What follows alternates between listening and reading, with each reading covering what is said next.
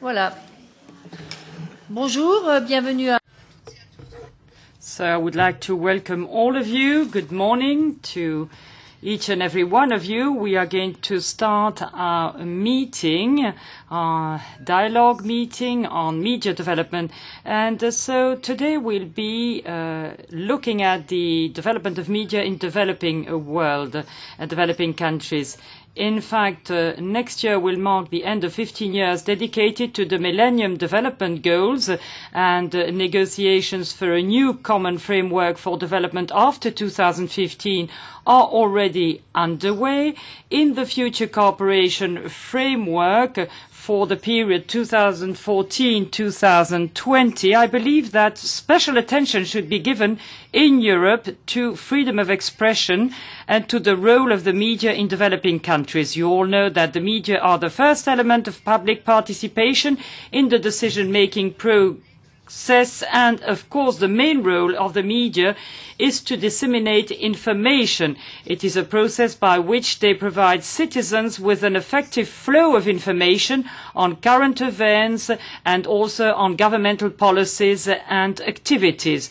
So the media are essential to ensure governmental transparency and accountability, as well as public control of policymakers, because they reveal the failures of policy measures, of administrative abuses of public officials, also corruption in the judiciary and scandals in the business sector. And indeed, free media are involved in the process of transparency when decisions are being taken and meet the need of providing information to citizens. In this context, clear and objective information about the actions carried out by rulers must be accessible to all and through whatever media. You all know that in the European Union, Article 11 of the Charter of Fundamental Rights enshrines the respect of media freedom and pluralism. Every person is entitled or has the right to freedom of expression. This right includes freedom of opinion and freedom to receive or to convey information and ideas without public authorities interfering in the process. And so, in its external relations, the European Union must ensure that the principles, rights and freedoms it upholds on its territory are fully taken into account by its partners. It is therefore necessary that the European Union, in the framework of its development aid policy and in its country strategy papers, stresses the importance of free media, which is of course necessary to achieve the broader goal of good governance. It is thus important to ensure a more systematic integration of freedom of expression and communication in the funding strategies and policies of development programs. The challenge is huge, we can say this. The numerous reports written by NGOs working in the field show that freedom of the press is being challenged, mainly in developing countries, with the well-known exception of China. Arbitrary arrest, kidnapping and intimidation are frequent. Journalists are too often the targets of public authorities. I invite the European Commission to support programs in the field of media in order to specially strengthen media pluralism, in order to improve access to information for specific groups of the civil society, such as women and youth, and also to train journalists in developing countries and to carry out public information campaigns to raise awareness amongst targeted audiences. I'm not going to say anything more, but I would like to thank these speakers who are with us today. Mr. Amadou Mahtar, CEO of the Africa Media Initiative, Mr. James Deane, Director of Policy and Learning Teams at BBC Media Action, Mr. Troy ETULAIN, specializing in information technology at the UNHCR, and Mr. Patrick Leutsch, Head of International Cooperation at the Deutsche Welle Akademie. Our moderator will be Mr. Willems, Chairman of the Global Forum in Media Development, and of course Mr. Thijs BERMAN, who is going to participate to the discussion and to the program of today. So the floor is now yours. brief head-off. I will serve as your moderator today. Before we go ahead and jump into the team, I would like to thank a few people. First of all, our host, Michèle STRIFFLER and Thijs BERMAN, for having this policy dialogue. I would also like to thank Mathieu Stolz and Tessel van Westen, who have been instrumental in setting up this meeting, as well as the Deutsche Welle Akademie, who has done a lot of work for this. The purpose of today is to have a couple of introductory remarks on a number of topics, the essence of media and the EU instruments and policies in that regard, to talk a little bit about the strategic development goals that are following up the Millennium Development Goals after 2015. Mr. Amadou will take us into media as a policy changer, and Mr. ETULAIN will speak a bit about internet governance, people in distress, and populations in danger. So without further ado, I would like to invite Mr. Patrick LEUSCH from Deutsche Welle Akademie to start his introduction on media in the framework of the international cooperation. Mr. LEUSCH heads the International Cooperation Department of the Deutsche Welle Akademie, and I'm very happy that he is here. Thank you very much, Leon.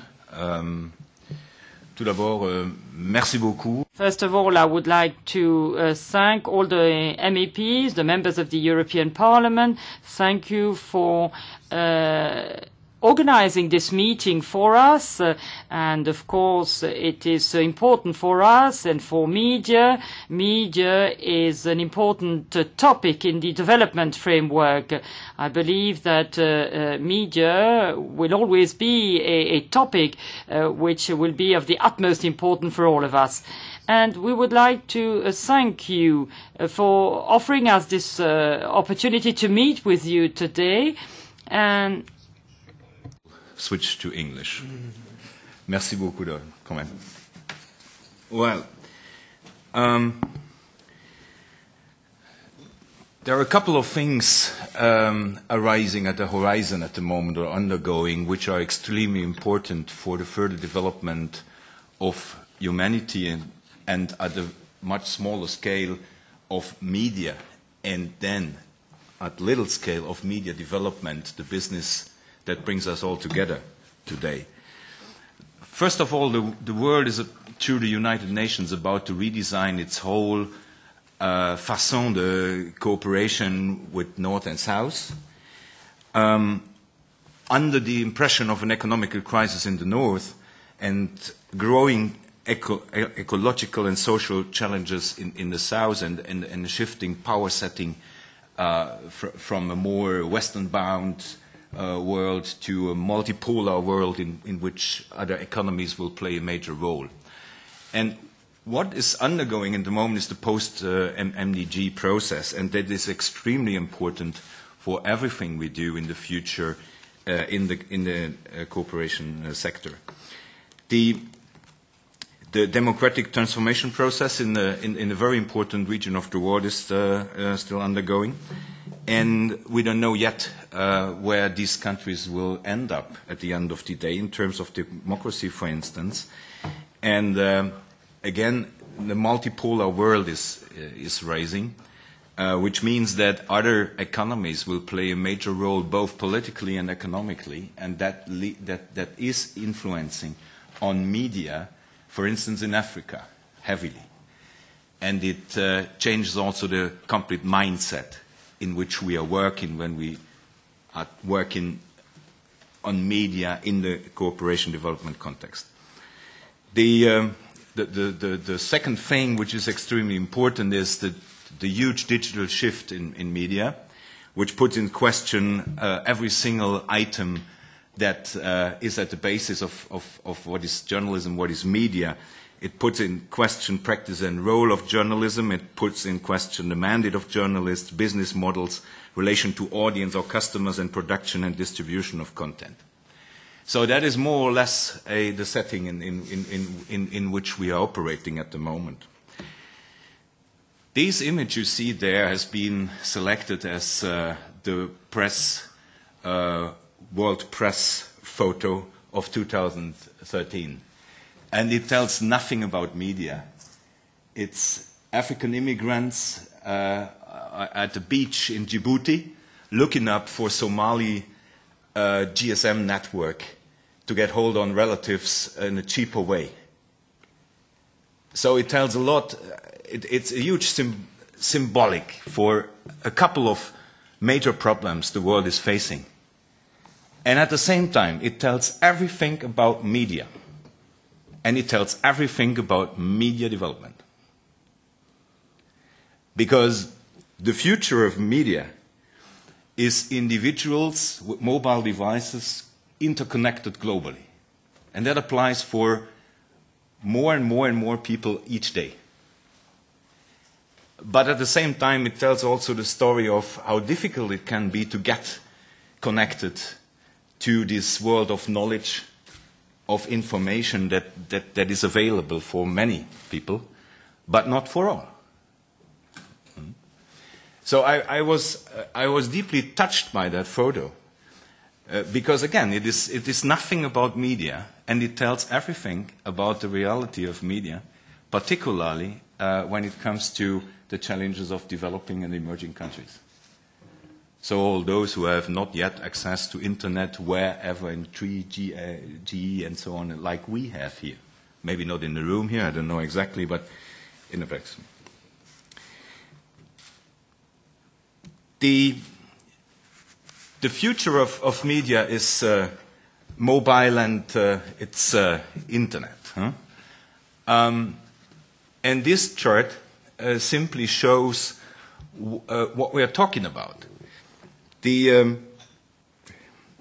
Africa is the fastest growing mobile market by percentage, but it comes from a low level, that's quite clear. But when you look at who is inhabitant of internet today and tomorrow, so then you realize that inhabitants of internet is 500 million Chinese people by 50% connectivity. It's 245 million US citizens, but by 120% connectivity. It's India with 140 million by less than 40% connectivity, and so on. You look later on Brazil, you look on Russia, you look on Indonesia, and lower comes others. So it means the internet in the future will speak, obviously, Chinese and some other languages, which we don't have access on. We think the internet is speaking English, and I think it's wrong.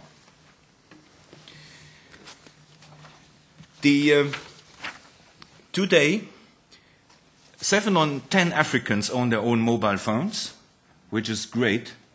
The coverage of mobile telephony in urban areas in Africa is more or less 90%. In the rural areas, it's unbelievable, 45%. Everybody knows that it is widely dispatched. You have some areas where that is 100%, and there are wide areas where there is nothing. But in 2000, Sub-Saharan Africa had less landline telephones than Manhattan. And we are talking about a period of 13 years, which is nothing.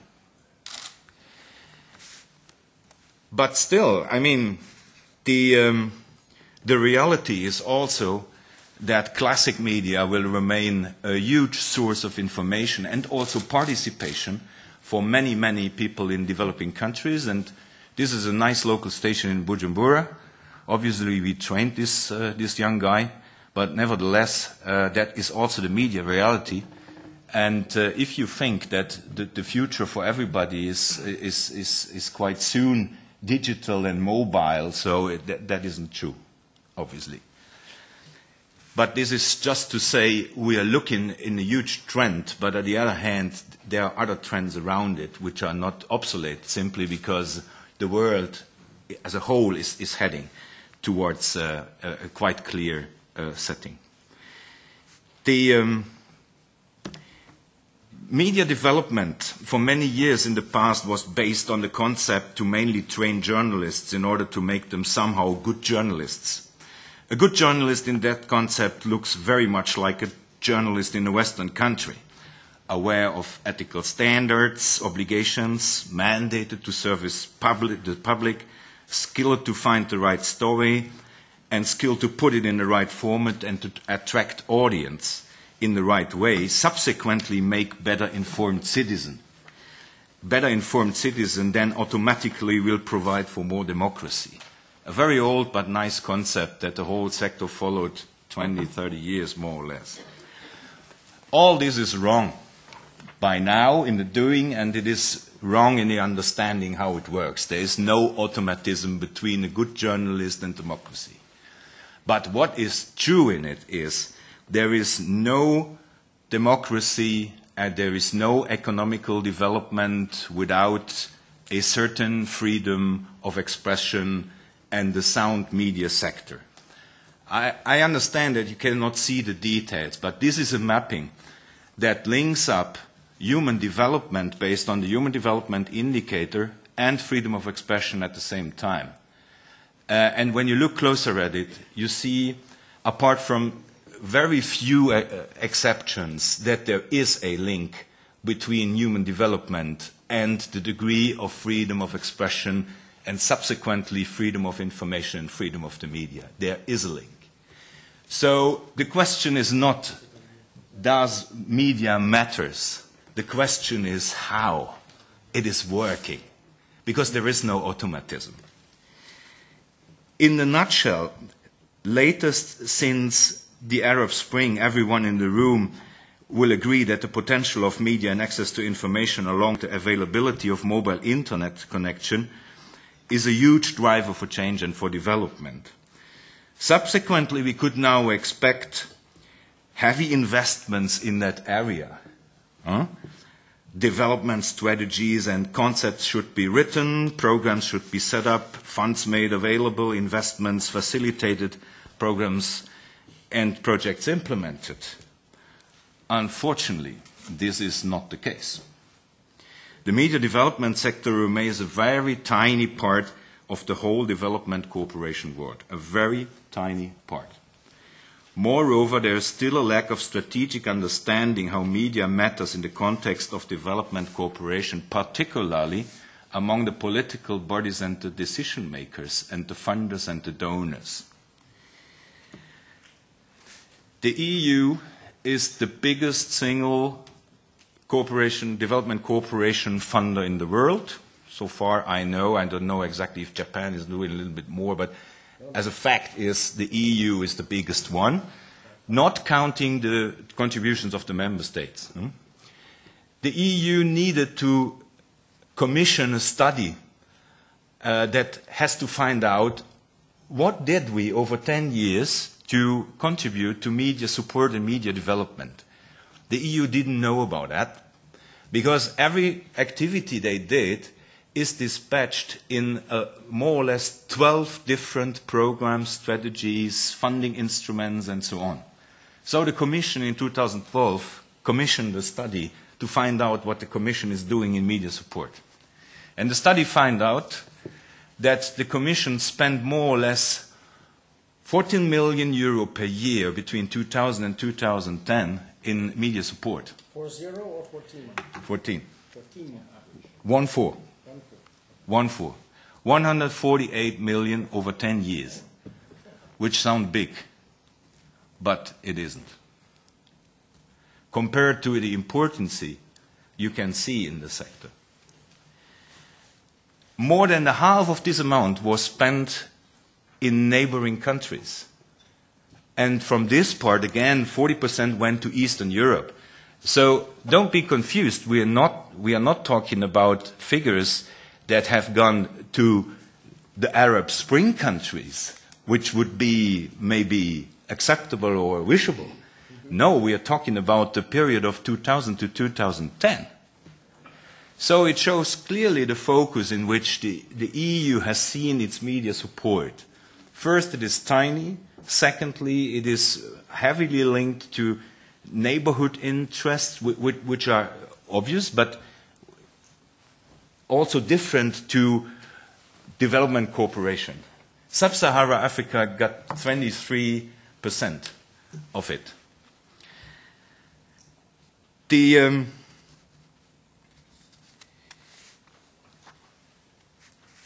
EU is not is not alone facing that kind of situation. The real challenge for comprehensive media support starts with the institutional weakness. There is only one national ministry in Europe having a department for media development and freedom of expression. The European Commission only for 2 years now has an SNE as media support specialist in the democracy department of DG DevCo. And UNDP got lost of the one and only media advisor. We are not talking about communication, but the one and only media advisor due to a lack of member state funding 2 years ago. So inside the whole UNDP system, there is nobody that understands how media is working in the development context. Nobody looking at the papers, nobody looking at the strategies for UNDP. In the same period, the agencies and NGOs populating the whole sector have evolved heavily in their understanding of projects and programming towards much more comprehensive approaches than simply training journalists. And so some projects, and there are nice examples that we will learn more later, about how media support can really function and address all levels of a sound and independent media sector. The regulatory framework, the policy idea, the business models, the education about it, the journalism, academic education, and the self-organization of the sector, the associations and so on. All this is laid in the UNESCO indicators of media development, which are a kind of reference for everybody and boosted somehow also the deeper understanding of the complexity needed in media support projects. In the findings, when we look at the EU perspective now, in the findings of the study, there was, among others, there was a lot of finding, interesting analysis. And one was to say that the EU barely is doing the same job than all the others when it comes to media support and media support funding. So they like programs in which is a lot of training because that seems to provide results quite easily. It's in the understanding more or less what all the other member states are doing as well. But at the same time, there was a big recommendation saying the EU has a comparative advantage against national donors and national institutions, and the EU definitely should use its power, its policy power, its strategic power to run different kind of programs and to boost the deeper understanding of media support at its own. And at the same time take a lead in all the remaining questions in the sector. Coordination of donor funding, for instance, provide a platform for coherence. All these issues that are still a weakness in the sector and hampering results in some of the projects, all this the EU can take in hand due to its supranational organization and status. And I think that as the GFMD, as the global network of the media development organizations, we would highly welcome a bigger role, a deeper understanding of its role of the EU in the media support sector. Thank you very much. Thanks very much, Patrick. So that was a tour d'horizon of the media support sector. I would like to invite Mr. James Deane, Director of Policy at BBC Media Action, to share with us a few notions about the follow-on goals for the Millennium Development Goals, which are now probably going to be adopted as the Strategic Development Goals. Is that right, James? Or Sustainable Development Goals. It's not entirely clear yet. Thank you so much, Leon. First of all, just a huge thank you to Madam STRIFFLER and Monsieur BERMAN for organising this and hosting us here, and to the Global Forum for Media Development and Deutsche Welle for putting it all together. Just to clarify that I work for BBC Media Action, that's the BBC's international development charity, so I'm talking on behalf of the charity here, not necessarily on behalf of the BBC. So just to add a little bit to what Patrick was saying. It's now 9 months since the publication of the report of the UN High-Level Panel of Eminent Persons on the post-2015 Sustainable Development Goals, entitled A New Global Partnership. That was co-chaired by Dr. Susilo Yudhoyono of Indonesia, Ellen Johnson-Sirleaf, Liberia, and David Cameron of the UK. And it proposed an indicative set of 12 new universal goals, the first of which is to end extreme poverty by 2030. And in order to achieve that overarching goal, one of the other 11 goals, alongside those focused on health, the empowerment of girls and women, improving food security and so on, is one designed to ensure good governance and effective institutions. And within that, 5 elements were recommended to be necessary to achieve that goal. And one of these is to ensure people enjoy freedom of speech, association, peaceful protest, and access to independent media and information. Another is to guarantee the public's right to information and access to government data. So ourselves and many others in our community in GFMD have greatly welcomed this report and this recommendation, and we've done so for 3 reasons in particular. The first of it is that it recognizes that recommendation, how development in the 21st century is actually happening. It's not only in what we were once known as Arab Spring countries with access to satellite television, to mobile and online technologies, and other broader changes in media landscapes and communication landscapes are transforming political, social, and economic relationships and dynamics. The consequences of the information revolutions are, I believe, still very much in their early stages. They differ from society to society in their impact, but having a bank account on your mobile phone, knowing the budget allocated by government to your school, having access to independent news so that you can make informed choices of who to vote for, these and all the gazillion other consequences of what is happening to information and communication are having profound implications for how change happens, for how development outcomes are actually achieved. Development in the 21st century is increasingly driven by information-liberated people and societies. And a lot of the development system is still focused on a set of initiatives focused principally on government. That shouldn't completely change, but there is a fundamental change in a way in which development outcomes are going to be achieved in the 21st century. And that recommendation by the UN High-Level Panel, I think, is a clear and explicit insight and and recognition of that fact.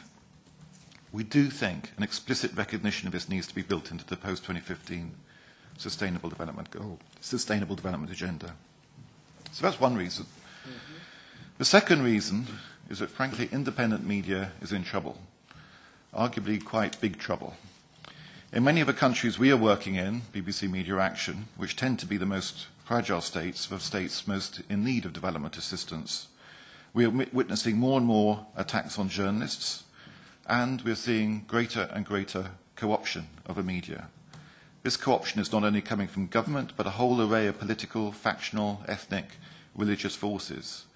In some of the most fragile and fractured states, we're seeing more and more fragmented media, both traditional and social. This isn't just a question of social media. It's not just a question of traditional media. It's happening across the board.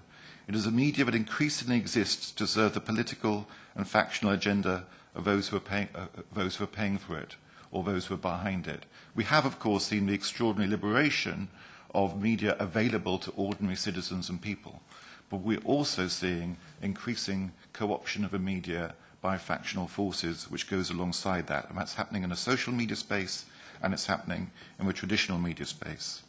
Let me give you just one example of this, something we've done a report on a little while ago. Afghanistan is arguably a massive success in terms of media support, a success which goes down to is down to a great deal of external support, both from the US, but also substantially from the EU. There's now 10,000 professionals employed within the media sector in Afghanistan. The media sector has been growing at an average of 20% a year since 2006. It's arguably a huge success story. But it's heavily dependent on external support, and the local advertising market, something in the region of $20 million a year, is nothing like enough to sustain the media that exists in that country. Now, as support decreases, as it seems to be at the moment, two things are likely to happen. One, that media is likely to consolidate, and second, it is likely to fall into the hands of or be at the mercy of those who can afford to pay for it. And those who can afford to pay for it are increasingly warlords, often backed by other countries with some estimates, it's difficult to verify, some estimates suggesting that actually the second largest donor to media in Afghanistan after the US is Iran. So that's one issue in Afghanistan. It's a financial issue, it's a donor issue, it's a sustainability issue. But the most important component of that as an issue is the fact that the concentration on media within the context of the transition of Afghanistan is almost absent. And this is something which your Ambassador Saskis, when he talked at the launch of our policy briefing, said. He said we have a strategy for security hammered out by all the international actors in the country. How do we support security? How do we support education? How do we support the health service? How do we support overarching governance reform? There's strategies around all these different issues. There is no strategy for the future of the media in the country and how support for that can happen. Now, does that matter? This is just one more sector along all these other sectors. I would argue it's absolutely critical. How is the future in this hugely divided, ravaged country, how are the people of this country going to be able to shape and forge their own future, discuss, dialogue, debate, argue in ways that actually are based on reasonably accurate information? What's a platform for which people are going to chart their own destiny in the country? And what does it say about the international system that even where there has been a huge success story and a massive investment, that these issues are so dislocated and lost in the development architecture, in the diplomatic architecture, in the discussions around the transition? And that's just, as Patrick, I think, was saying, just one example of this. So that's the second reason. I think media's in trouble, and I think media support in trouble. And let me talk a bit more about the third reason in terms of that, which I think builds on that, is that support to media does need to become far better coordinated and far better prioritized within the international development architecture. While the role of the media as a force for accountability and a protection against corruption and as a key component of civil and political rights is widely acknowledged, very few democratic or governance or other strategies from development agencies don't mention the media. It's normally always mentioned or referenced in some way or another. But that very rarely translates into really systematic or clear strategies to support it. And it's not just a question of money. It is a question of focus and strategy and clarity about what one is trying to achieve and what the best ways of achieving it and working out what works and what doesn't work. As Patrick was saying, there are very few bilateral agencies that have any specialist staff working on the issue. The issue is poorly integrated into other sector support. Mechanisms of coordination for support to media in most countries are weak. No UN agency outside of UNESCO has an apparent responsibility for it. UNESCO, hello Sylvie, is doing valiant efforts given the resources it has, but it doesn't have very many resources to work on these issues. Now, the European Union is a notable exception to this, and Patrick's right to talk about the report that came out and looking at the actual amount of money that's being spent and the degree of coordination and learning around that. But at least it has hired someone to look at this, and that person, I think, has made a huge difference, Christina, in actually working out what it is that the EU's done in the past, what's worked, what kind of things it should be doing in the future, really coalescing and crystallizing intensity on this. And the EU is an absolute pioneer. It's an absolute leader in this field. Without it, we'd be lost. The US is putting a huge amount of support into international media, but the EU through the Neighbourhood Project, which we are supported through ECHO, through EIDHR, other instruments, other bilateral agreements, is absolutely key. And I've also noticed at the country level the EU plays, when it does play a leadership role, it can be very, very helpful in providing coherence and leadership at the country level. Indeed. So I think there is a whole set of things which I won't go into in detail because I'm running out of time, but need to happen around this. But we have an opportunity offered to us by the UN High-Level Panel report. It's provided the language, which GFMD has already got 200 people signed up to. The BBC, unusually, with a group of international broadcasters, has issued a similar statement supporting the recommendations of the UN High-Level Panel report. This sector is increasingly effective, it's increasingly coherent, it's increasingly evidence-based, it's increasingly generating results. We have 80 people in our organisation who are focused on researching what people need in terms of information and communication and in terms of how effectively programmes are actually achieving their goals. Other people are building up their research and evidence work as well. This is a sector that is increasingly working and achieving real democratic governance and development results. And yet we are working within a system where media is lost.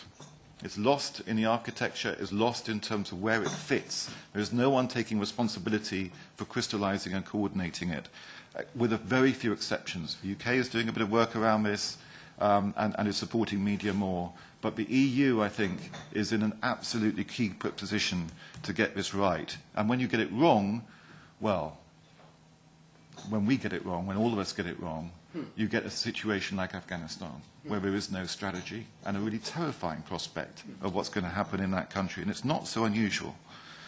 In terms of the goals, ultimately, we're not currently that optimistic. We're not currently that optimistic. There's a lot of energy going on to ensure there is a governance goal. There's quite a lot of energy going on to ensure there's access to information within that goal. But the role of media within that is particularly difficult to defend. There are very few champions pushing it. There's very little leadership around it from the developing world, from the industrialized world. It's very difficult to see how that's going to survive the negotiations going forward. It's possible, but it needs much more urgency, much more leadership, much more insistent attention than it's getting at the moment. And I very much hope that this meeting will provide an opportunity for that to step up a gear. Thanks a lot, James, for those encouraging words at the end of a rather grim picture that you're describing. Let's move on to Amadou Ba. He is the CEO of the African Media Initiative and on the brink of media development in the very exciting continent of Africa. Amadou, please, could you give us some thoughts on how development is taking place and how policy changes around media are taking place in Africa? Thank you, Leon, and good morning, everybody. Because Patrick spoke some French, I feel compelled to speak a little bit in French, and then I'll come back to my presentation in English. Merci beaucoup, Madame. Thank you very much, Mrs. STRIFFLER and Mr. BERMAN, for this opportunity you have given us to be gathered here together today. Thank you to Patrick LEUSCH and our friends of the Akademie, the Deutsche Welle Akademie, and thank you for allowing us to discuss together about this very important problem, the problem of media, and especially media in the European Parliament. And within the European Parliament, I think that we have to show the importance of media not only for developing countries but also for all our societies. And usually I give two examples of this. And these examples, these quotations, these words have been quoted 300 years apart. And first of all, we have the quotation of one of the founding fathers of the United States, Jefferson. He also drafted the Independence Charter. And then we have a quotation of Nelson Mandela. And in fact, in 1700, Jefferson was saying that if he had to choose between a government with newspapers and a government without newspapers, and well, if he had to choose between newspapers without governments or governments without newspapers, he would not hesitate and would choose a situation where we would only have newspapers without any government. That was in the 70s. Now, just before the elections of 1994 in South Africa, Mandela was addressing the community of journalists. He was saying that, in fact, nothing could replace independent media. Nothing at all. Independent media have really to investigate. And Nelson Mandela was saying that independent media was so important. Media independent from all pressure groups, and this would be as important as the existence of a democratic government. So here we have two so important personalities talking about about media and the importance and the strength, the power of media. I'm not going to go back to the importance of media, such as presented by the two previous speakers, but I'm going to try to base myself on what Jefferson and Nelson Mandela have said and say a few words about what is going on in the African continent. As Patrick told us, the media scenery is changing completely. I mean, it's not only because of the will of governments, on the contrary, but this picture is changing because and thanks to the appearance of new means of communication.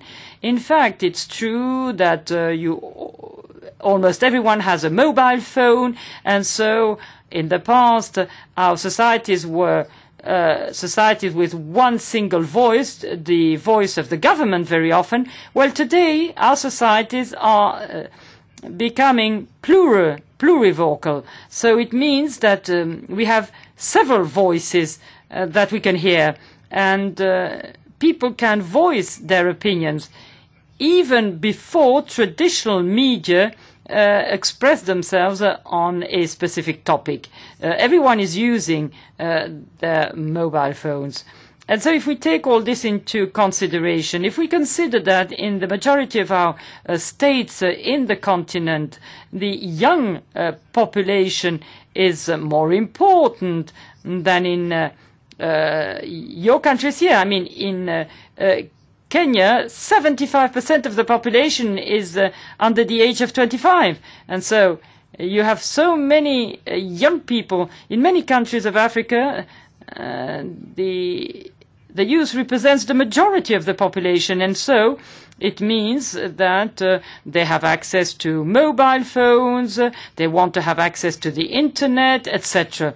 Now, if we look into all the mechanism and the environment, the legal environment and judiciary also, because we have to analyze the situation of those states, and we see that if we look into the way many countries in Africa have been built, have developed, well, you have to analyze the freedom of press, freedom of expression, and what's the level of this freedom of expression. We very often talk about Ethiopia. We say that Ethiopia is a country where the freedom of the press and freedom of expression is limited. But if you look into the constitution of Ethiopia, well, it's similar to the Article 19 of the Declaration of Human Rights. So you can see that on paper, legally, everything is there. I mean, everything is almost perfect. But of course, there's a gap, a fundamental gap between what is written in the law and what is done in practice. And this is the problem.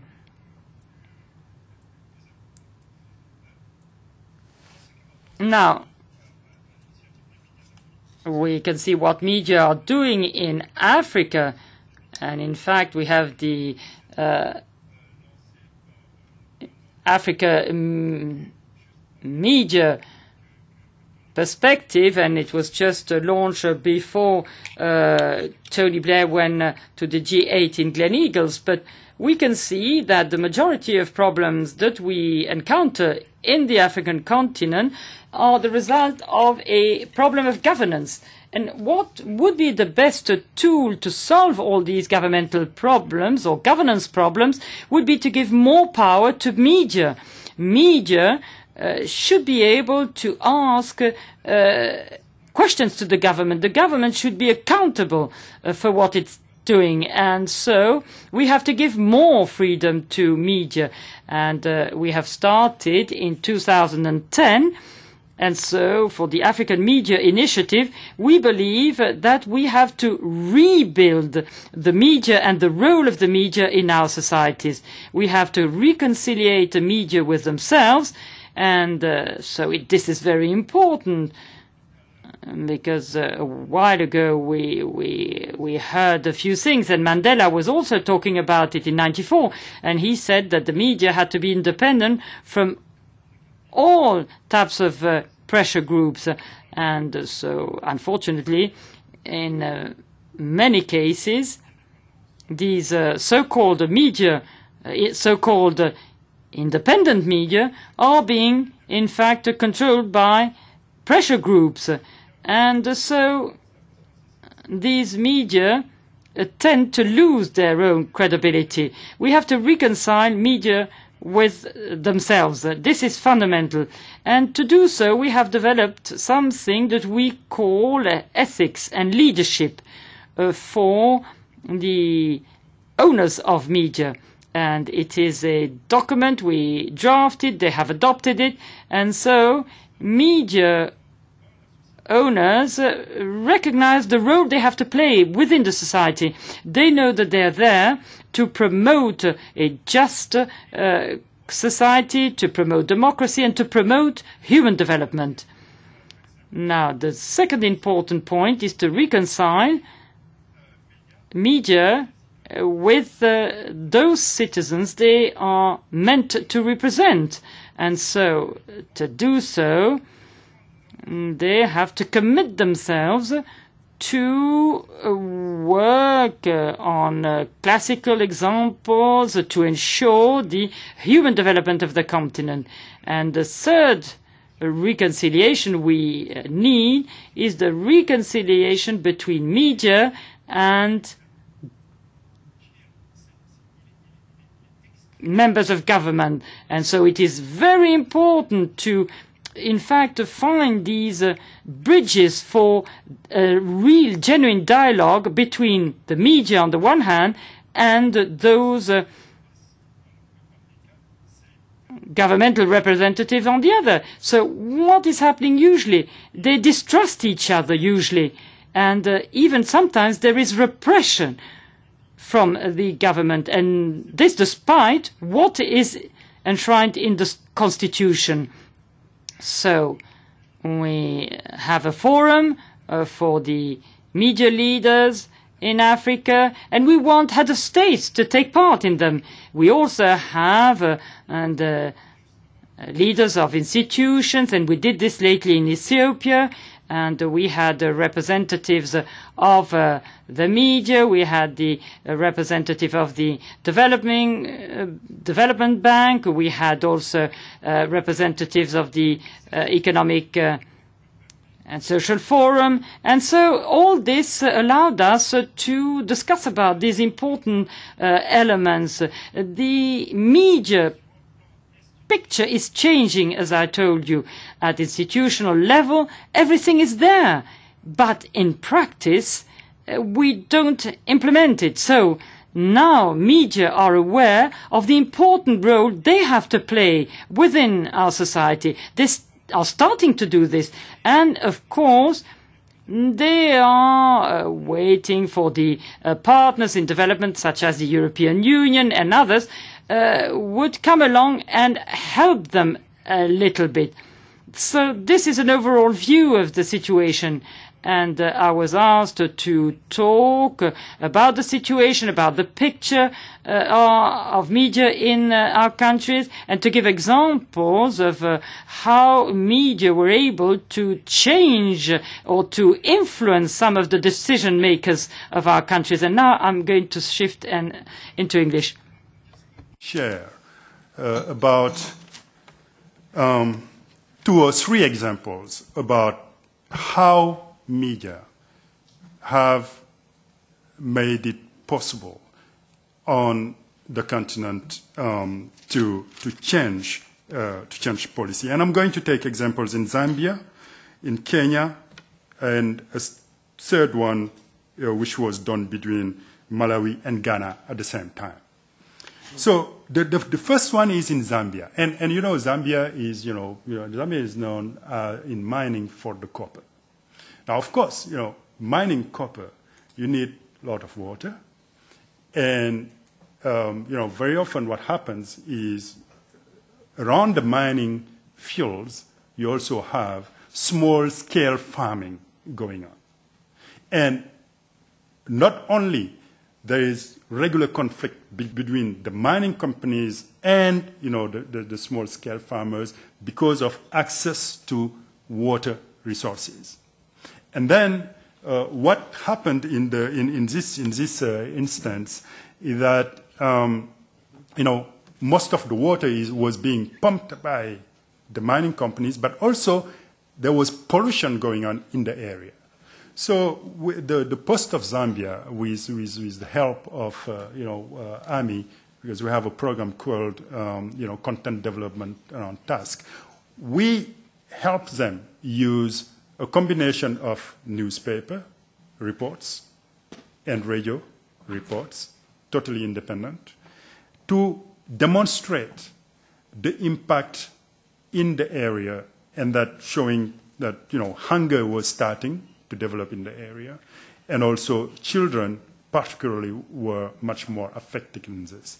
So what happened when the reports came out is that President Michael Sata at a cabinet meeting instructed the Deputy Minister of Agriculture to actually go in the area and then investigate what was happening and come back to report at the cabinet meeting. Mm-hmm. So following that, the Deputy Minister of Agriculture did his work and then came back to report back to the President.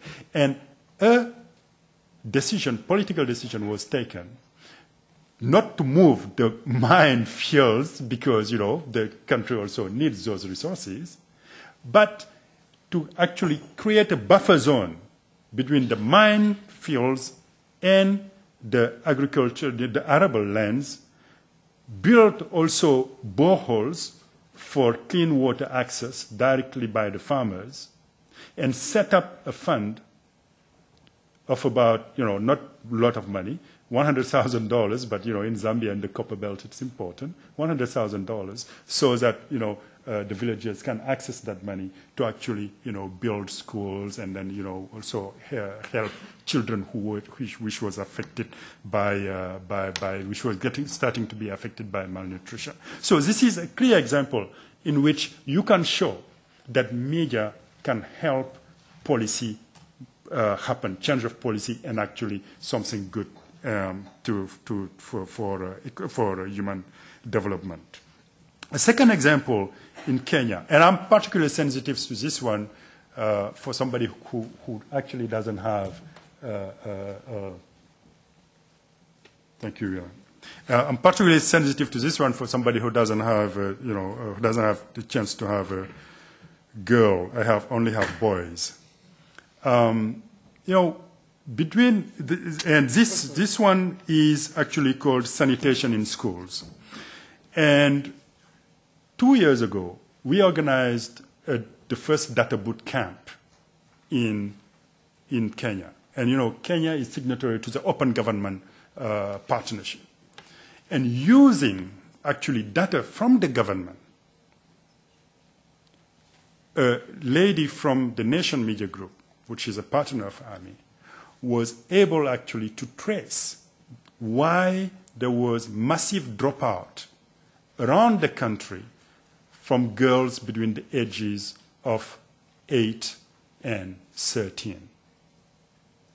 And using the government data, she demonstrated and showed that those areas where you had poor sanitation in schools, in primary schools, girls between that age, when they start menstruating, they start being, conscious about going to school, because if they went to school and they had their periods, they didn't have anywhere to go to change. And then, they usually stay home, and then they stay home for a while, and then, they just drop out of school, following that pattern.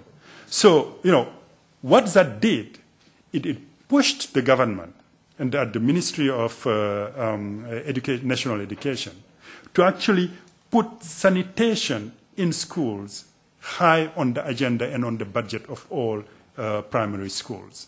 And that's also another example of showing how media can help change policies and actually improve human development on the continent. Looks like, from Willem's note, I cannot talk about the third one, which is Where My Money Day, but very rapidly, if I can take 1 minute. It's about, how to fight corruption in the extractive industries. And this is called Where My Money Day. It's a pidgin English to basically say, where is our money going? And what happened here is in Malawi and in Ghana, we brought media houses together, developed an app which basically shows the resources the mining companies have to give back to the community. Where are those resources going? How are those resources invested within and at the level of the communities? Now, sometimes, what used to happen is when the resources come from the mining companies, the chiefs would just share it, and then everybody would go marry a second wife or a third wife, 4 wives, or buy a car, or buy a new donkey, but not necessarily investing it into creating infrastructure for the greater good of the people. So with this new app now, you can follow exactly where was the money invested, how it was invested, and you can demand clarification on what are the exact project and how much have been done into it. And so this is, creating a new paradigm of relationship between, citizens and their leaders on the countries. So, I'll just rest it now, and hopefully, we'll have more engagement on this. But I just want to say, looking at 2015 and beyond, there's a huge opportunity for African nations. And there's also a huge opportunity for the media. And it is important to find a way of merging these two. I tend to say generally that 2015 is also a deadline for media in itself, because in 2015, media has to shift from analog to digital. That's actually the ITU deadline in June or July 2015. And that gives a very huge opportunity for media and governments to sit together and try to devise ways in which, a common feature, which would be a good common feature for citizens, can be built. Thank you very much. Thank you so much, Amadou, for those very illustrative examples. I would now like to present to you Mr. Troy ETULAIN. He's a scholar and a gentleman in the media development community in different forms and functions, but currently he is developing the UNHCR's new global strategy for using ICT in support of improved refugee education and livelihood opportunities, and also very active in that sense in the internet governance domain, which has so many cross-bearings on media. Troy, take it away. Thanks, Leon. I want to thank the GFMD. Oh, sorry. I want to thank the GFMD for the opportunity to speak, and also Madame STRIFFLER and Mr. BERMAN and Mr. NEUSER in the audience for hosting the event. So I work in UNHCR's Livelihoods Unit, which is sort of like a little development agency tucked inside a relief organization. Many people don't actually realize that the UN organization that's been tasked with protecting refugees and the displaced around the world also intensely works to address their long-term self-reliance. That's not the right view. Whoops. Sorry. Nice. Bad, actually. As if I took that photo myself. Okay, let's try again. Put it again. Yeah. Where's my mouse? There it is. All right. So, the truth is that refugee situations globally are often very protracted. The average amount of time refugees spend displaced is 10 years. I've heard estimates up to 17 years. So, you know, for example, the Dadaab refugee camp in northern Kenya has been around for more than 20 years. So after the initial drama of fleeing their homeland, refugees face really protracted situations where the right to work, open bank accounts, move around a country, they vary greatly by situation. And given the complicated environments they live in, we have to deploy very innovative solutions in order to overcome the logistical hurdles that they face.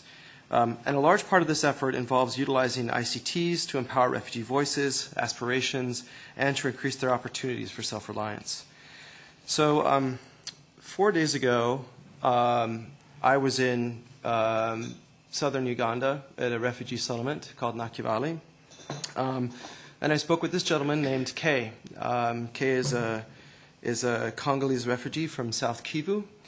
And before he fled his home country, he used to hang around his uncle's electronic supply shop a lot. And he learned how to do a number of things, including how to fix TVs and radios and so on. And when he arrived in Uganda, he used his knowledge, and with the support of UNHCR, he set up a functioning FM radio station with a calculator, parts of a cell phone, parts of a broken stereo, and a couple of metal plates. And he managed to bounce an FM signal actually off the cell towers, the actual cells. And because of his ingenuity, that means that the refugee settlement now has access to news and information that Kay gathers from the internet. But his story really shows that people in all locations hunger for and benefit from news. And it also shows what can be achieved when you empower and enable individuals.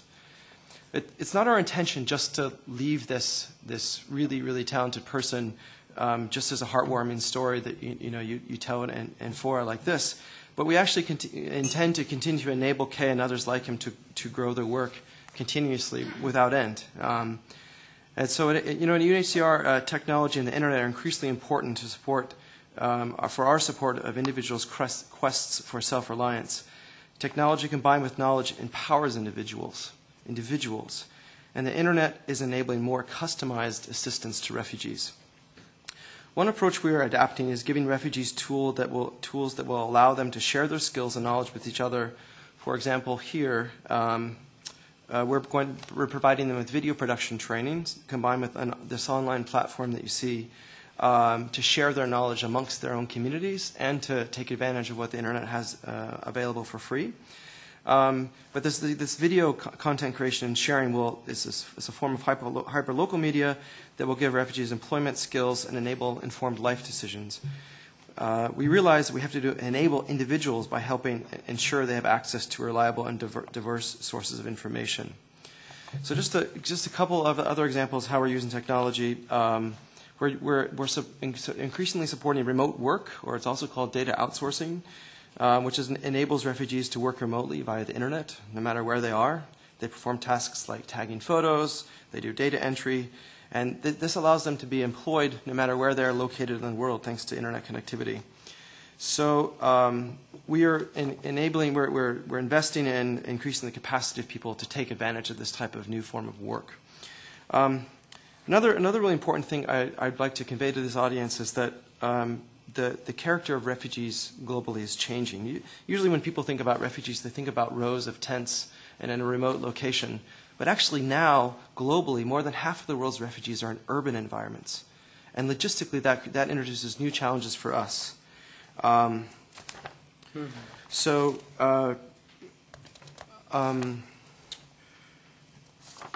it does also give us opportunities and it challenges us to innovate. We have to use more increasingly mobile technologies to collect and distribute information, and we use web platforms to improve the delivery of services to refugees. So all of these things, they may seem a little bit out of place in this discussion, but in fact, all of these efforts require a healthy flow of information. In order to realize the most important, the most from the support provided by organizations like ECHO and individual European nations, we should support media development as well. We should also support a free and open internet. And in this vein, the development of the internet and the future of internet governance play a really big role in these efforts. In the slide, it is positive to see the EU reiterate its support for the multi-stakeholder system of internet governance, particularly in Section 5 of the recent Communication on Internet Policy and Governance, and the EU's support for the new Global Internet Policy Observatory. As this last initiative moves forward, it is important to remember that the world's displaced should also have a role in the multi-stakeholder processes, particularly because they have lost most of their means of access to information. And for them, the internet often represents the only means by which they can locate lost family members, to access news, and to express themselves in foreign environments. Their unstable, often unpredictable situations show that they are not all equally situated to understand, much less track internet governance decisions. And at fora like the Internet Governance Forum, individuals in society, civil society organizations have already arrived with the weakest hand in bargaining positions. While citizens and civil society have a formal role at the Internet Governance Forum and as a part of the multi-stakeholder processes, they're actually largely left out of the technical decisions made about consumer product functionalities, including potential weaknesses threatening their privacy. As more consumer devices are connected to the internet, sharing data about our behavior, we could all benefit from a stronger role for citizen oversight. Right now, what choice do individuals have but to use what the companies offer? These trends also warrant a serious consideration of the true meaning of the democratization of technology, a concept capturing much more than tweets sent out during the Arab Spring. The term also connotes citizen control over the functionalities of consumer communications products and over networks across which information travels. It means that citizens can create, control, and operate their own networks, software, and hardware, even at the expense of interoperability and efficiency. Otherwise, individuals will remain as only passengers on the train of technological progress. Increasing threats to network neutrality, which is known as basically the equal treatment of all content that flows across the internet, diminish the prospects for the internet to benefit the world's poor. In particular, refugees who use a much larger percentage of their disposable income than most to access the internet, and who may in the future suffer from slower internet speeds because of commercial prioritization of some content over others. So perhaps one way to look at this is we can begin to prioritize in law and in international agreements the global public good character of networks, of protocols, and hardware, rather than simply their status as commercial property. You may not have thought about this before, but internet governance has a direct relationship to both our efforts to support free media globally and to provide support for people's livelihoods. Policies that allow for individuals to innovate will continue the character of what has made the internet so useful as a medium for international relief and development. To this end, global relief and development requires greater specificity of what we support in terms of multi-stakeholder governance and internet freedoms. We don't need continued vague platitudes about the multi-stakeholder processes. More specificity is needed so that the intended beneficiaries of relief and sustainable development programs can engage on substantive issues, and so that we can better support a free and open internet at the granular policy level. A free media is essential for all of this. Many predicted that, that social media and new technologies would kill off traditional media. Instead, they ever forced a need for media to explain technologies, related policies, and their implications for people's lives. And the current ability of media to perform this role varies a lot across the globe, particularly by language. The internet and technological concepts involved are fundamentally different than what has come before, and they have new implications for societies and individuals' rights. And they matter greatly for those who have left their homes and whose very identities are challenged by uncertain futures. The problems that lead to people fleeing are beyond their control, though through individual empowerment, access to information provided by independent media allows for people to regain a sense of control over their fates. We can support increasing public awareness about the implications of internet governance policy choices. We can support media's capacity to cover these issues. We can support increased citizen participation. We can encourage governments to pursue as limited a role as possible because of their inherent advantage in analyzing and producing complex policies and standards. We can support policies that level the playing field, particularly for non-English speaking media. In the short term, though we can allow our views to evolve and to recognize the critical connections between media and development, internet freedom, global development, and preserving the role of individual autonomy. Thank you. Wow, that was a big to-do statement, I would say. So here we have it. Our four experts have touched upon the field. I'm now opening up to discussion. I won't try to summarize the whole discussion, but let me just, because Thijs BERMAN will do that at the end of the discussion. Well, I'll make recommendations. So Patrick said, really the EU should take a different and more proactive role, embracing the media as a key driver for human development. James said, media is in trouble. We need better coordination and prioritization. Media are doing better themselves through research, but we need more strategic and coordination of policies. Amadou said, media have to reconcile with themselves, ethics rather than politicization, while will reconcile media with their citizens, and then, especially in the accountability role in corruption processes, for example, media can be indispensable. And Troy said, how can we empower the citizens, say, in the free and open internet?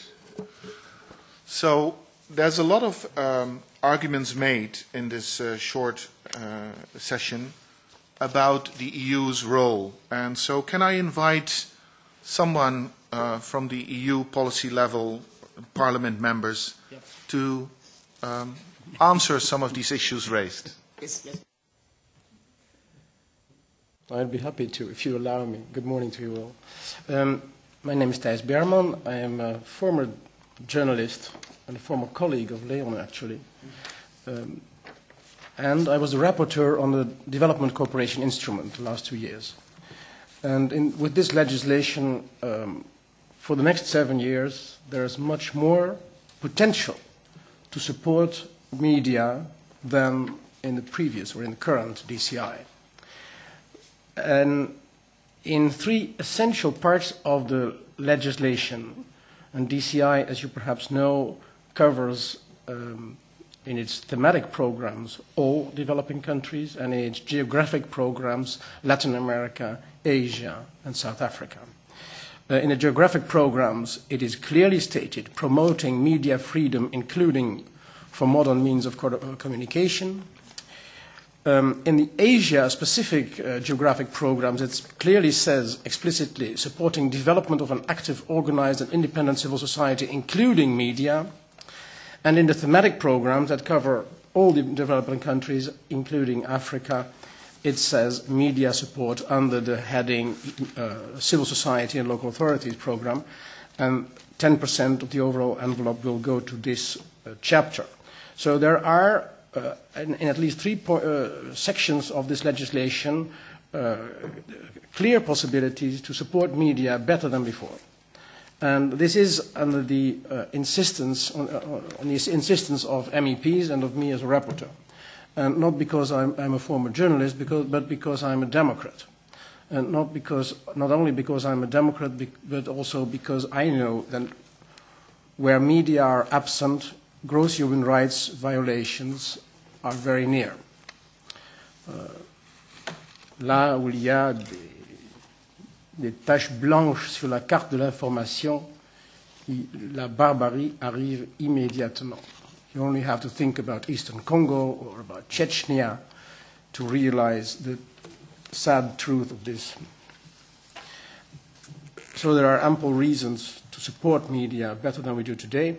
I would say that it is not so much a question of money, although the independence of media in developing countries is, of course, very much under threat, precisely because of the lack of money that leads to advertorials instead of independent journalism. There's a lot to be said about that, and I won't do that here because I'm not going to hold a speech here. But what is also needed is political support for media freedom by the EU. And for that, the EU needs to speak with one voice. The more the EU speaks with one voice in its contact with oppressive governments, like in Ethiopia, the more results one can achieve. And this is very clear also in RDC or in many other countries where journalists are under threat. The more you speak with one voice as EU, the better it is. The External Action Service is only in its beginning years, but there, where in the field embassies work closely together and give the EU ambassador its role as a coordinating force and as the voice of the EU, it clearly works better. I saw that in Senegal, I saw that in Ethiopia, where there's a much reluctance of the EU to stand for human rights effectively, you have to admit. But you see it in other countries as well. And Afghanistan, I'm the chair of the Afghanistan delegation, and you see media are booming business, and freedom of the media is, the variety of media is enormous, and the quality of media is sometimes very high. And I agree very much with you, James Dean, that the independence of these media is very much under threat after the withdrawal of the troops and the sharp decrease in foreign funding, which is in itself necessary. The country has been living under foreign aid far too long, far too much, and it led to huge corruption. This has to diminish. Let me leave it here for the moment, but just to indicate to you that under DCI and next subsidies for the next 7 years, there will be ample possibility to act. Well, how's that for a kickoff? So, anyone from the EU's institutions in the panel here? Not in the panel, sorry, in the audience. I'm looking to you, Christina. Yes. Why don't you give it a try? Okay. First of all, thank you so much for these very interesting presentations and very insightful questions and recommendations and requirements that you've placed on the table. And being part of this discussion for years, so there's a number of challenges, but also a lot of opportunities that we're facing. And as this BERMAN just mentioned, there is basically an ample opportunity to address this and do something about it. And from my level at DevCo, which is the development cooperation side of the Commission, it's really be how to translate these policy statements, this legislation surrounding instruments into how do we actually do this in programming? How do we actually make this happen on the ground? So all these things that you've mentioned can actually come into play, and do we actually focus on the issues that we should focus on? And I sort of, some of the things that I think are still sort of there to be addressed, we tend to sway between the discussion on freedom of expression and this big normative platform that is so necessarily for us to have, vis-à-vis then very hands-on media development issues related to the accountability mechanisms and how we actually implement that in anti-corruption aspects at country level. And sometimes there's also this issue vis-à-vis the internet freedom and the individual rights of freedom of expression and how that translates then, and this is where the development cooperation side very much comes. How do we translate it into the institutional capacities on the ground, which is sort of the media and communication platforms? How do we actually make the resources available to where they actually can grow? So I think Afghanistan was mentioned. We can keep pumping money into, but it needs to be sustainable at one point, to be independent in itself. And this is a tricky issue, how to actually do this, a big how. How do we maximize the opportunities of the mobile platforms available, and yet also they address the institutional challenges on the ground? And I think here is a discussion where I think the profession of the media community, the media and press freedom NGOs can be really, really helpful in furthering this debate, given what he said about the opportunities now, given the legislation around the instrument. Thank you. Would you say there's a coordinated approach in the EU towards that at the moment? The three levels that you spoke about, individual freedoms, development, implementation, and policy. I have a feeling that the discussion is there from different levels. I don't think that the discussion has come to an end in this area. I think it needs to be put on the place, specifically in terms of the freedom of expression, which is very easy to make policy statements around, but also then recognizing the media development side. And here, the tricky space is where you come to the press freedom side. This is very, very often where the challenges lie at country level, and also where you have repressive governments. Those platforms that open up for challenging authorities. This is sometimes the trickiness and issues that come in, and sort of words like responsibility, ethics. We also talk about bad speech or hate speech. There's a number of, I think James also mentioned that the co-option of the media. Here is also, I would say, a space where we need to find a constructive language and also a way to address them that doesn't just end with the words. We need to also dare to take the step towards actually how do we address it on the ground. And here I think that we still have a ways to go. Well, maybe we could invite James and Amadou to say a few things about that. How do we get from why to how? James and Amadou, you mentioned this point of the politicization of media. So what is effective in your opinion when you talk about media development and getting forward? So I think we have to recognize in our sector this is a big, messy, political, difficult issue to get right. It cuts across a whole range of different issues. It can get quite contentious. Actually doing good development assistance in the area of media support is not the easiest area of doing that. Let's recognize that. But it's also really important. And so we need to, and there's a lot of thinking and work being gone into how to get it right. So the EU's already got really good specific instruments. Let's work on those, build on those. That's brilliant. But we also need to integrate this more, as well as that, we also need to integrate this into other development strategies. And so there's a lot of discussion a lot of us have been having, but how do you do that? So I think the electoral cycle approach, for example, the EU's been a pioneer on the supporting an electoral cycle approach. If you can actually, media tends to be at its most polarizing, but also at its most important around an election. And most support for media around elections tends to be devised typically 6 months before the election, and it turns into a few training programs. And it's not particularly effective. If you actually do a real proper scoping study 6 months after the election in preparation for the next one and really work out what it is that international development assistance is going to be most useful to do and achieve in relation to supporting media in a allowed election, you then have a time to build that in. And you could do that across the board on lots of other different issues, on support for media in fragile states, for example, as well as in democracy and human rights. We need to get the demand right. In most development assistance, demand is generated by government.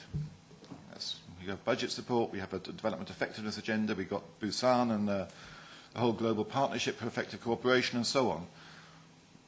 That really rests on governments saying to EU or to other donors, we need real support in this area. Very little support for media is going to be integrated into that kind of framework. Very few governments actively ask for support to their media. So the demand, we need to sort that out. There's a problem there in terms of how does demand get expressed and articulated and fed through the development architectures. We need to find other ways of doing it. But in the thematic programs, you don't need the actual agreement of governments. You can just support. In the geographic programs, it's a question of an agreement between the recipient government and the EU. Yeah. So there is a certain freedom, margin of freedom to act for the EU. Yes, and I think that's where the EU's got it right, where many others haven't. So I think there's an area there. And then just very quickly on one other thing, I think we need to put a bit more thought into how better political incentives can be created for support to media from within countries. There's very few rewards, actually, political rewards for supporting a healthy, plural, independent media. It often leads to quite an oppositional media. You can't lose control of the agenda, and no one actually thanks you very much for it. So what can we do from the EU and elsewhere to actually create better recognition for governments who are actually supporting independent media? Okay, thanks, James. Amadou, maybe a few brief points, and then Patrick, and then I'll give it to the floor to open up to questions. Thank you, Bernard. Well, first, I think it's important to note, actually, to recognize that, you know, head of states in general on the continent know very well how important is the media. I mean, look, it's very simple. Almost all of them who are now in State House have been, and who have been in opposition, have been like staunch supporters of media. They've been the, biggest friends of media. But of course, once they get to State House, it changes completely.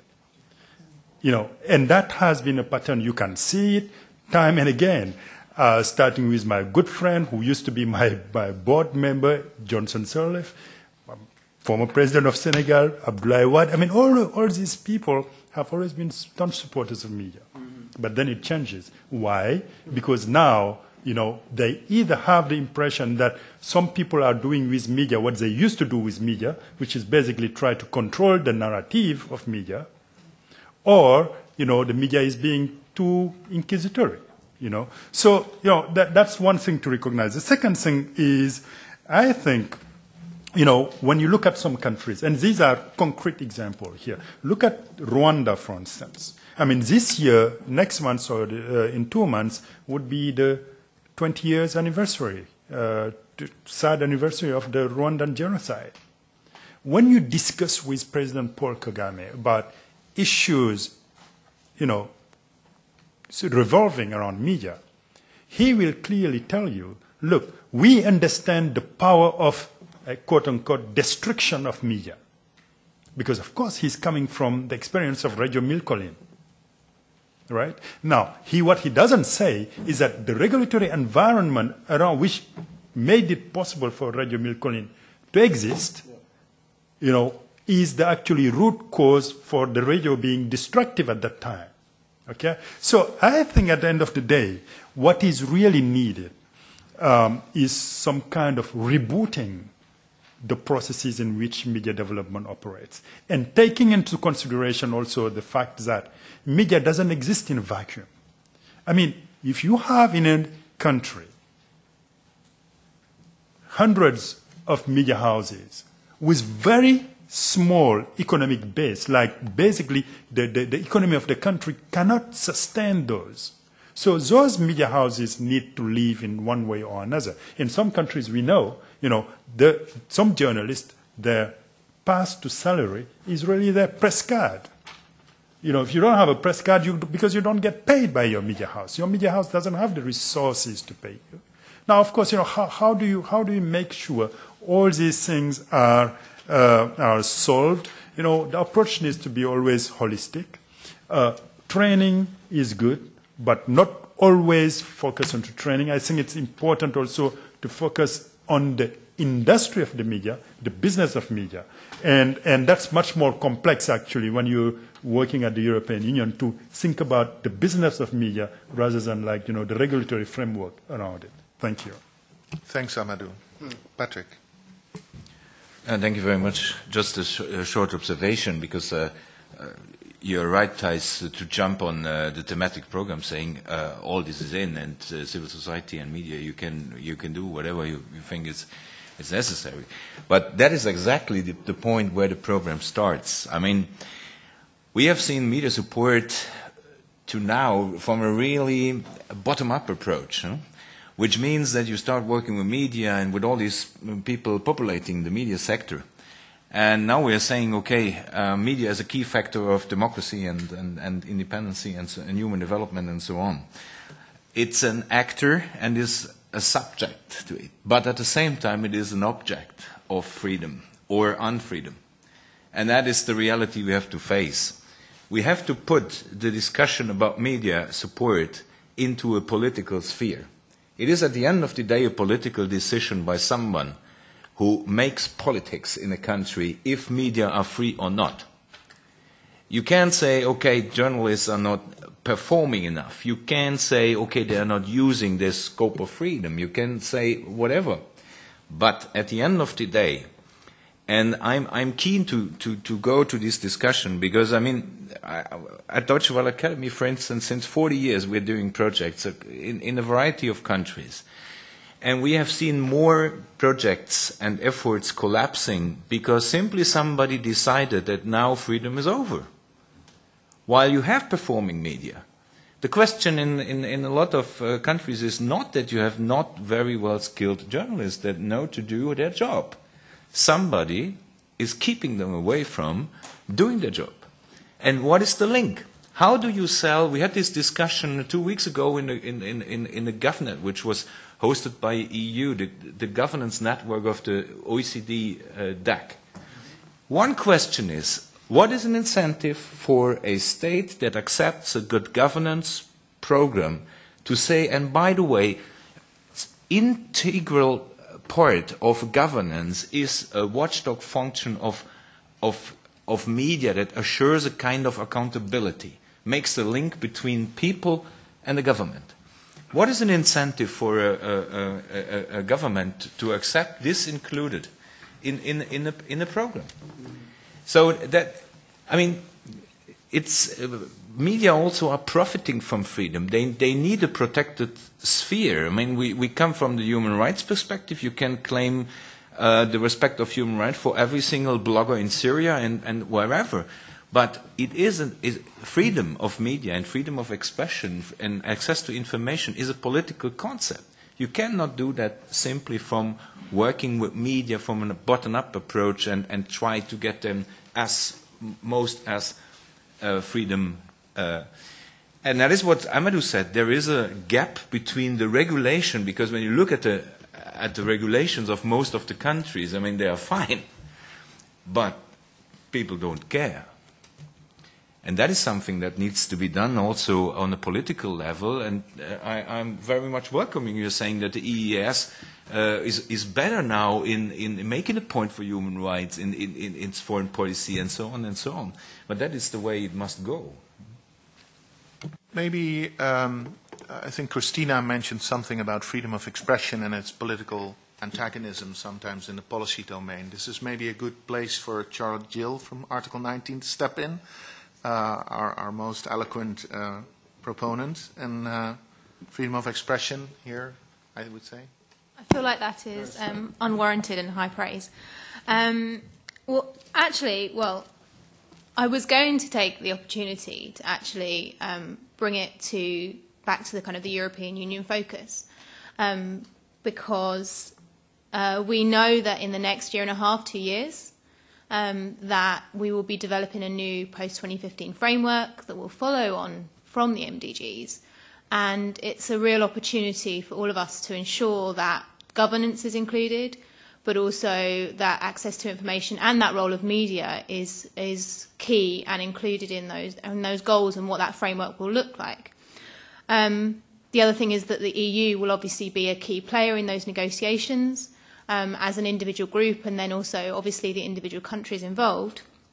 And so I wanted to inquire specifically with the MEPs on the panel, helpfully there, regarding the European Union position, which is still not entirely clear on what its position is regarding the post-2015 framework. I know there's lots of work underway.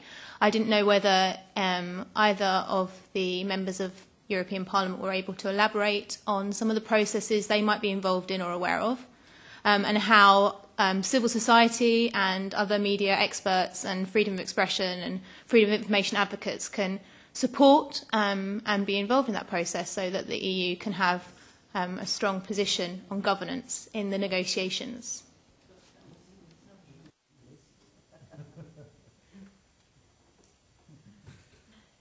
So, Madame Stifler, no? Oui. It is, if I may, yeah? Sure. I outlined the potential in the new legislation 2014-2020.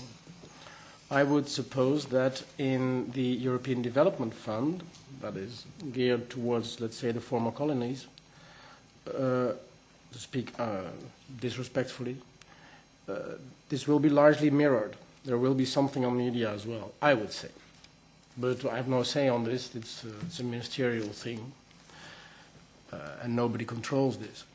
But so there will be possibilities.